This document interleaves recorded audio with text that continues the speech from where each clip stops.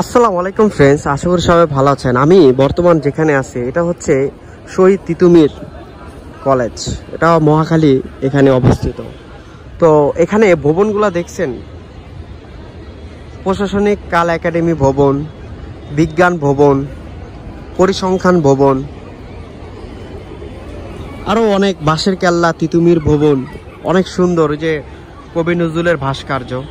আসলে আমি এখানে আসছি হলো পরীক্ষা দিতে। তো আমাদের নার্সিং পোস্ট বেসিকের একটা পরীক্ষা ছিল, অ্যাডমিশন। তো আল্লাহর রহমতে ভালোই হয়েছে।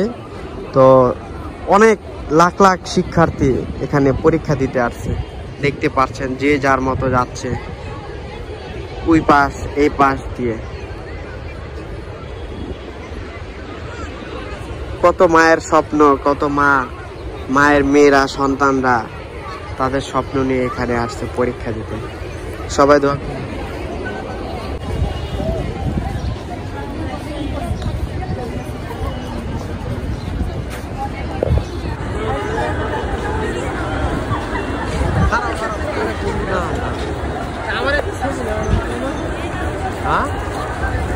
পাইছে।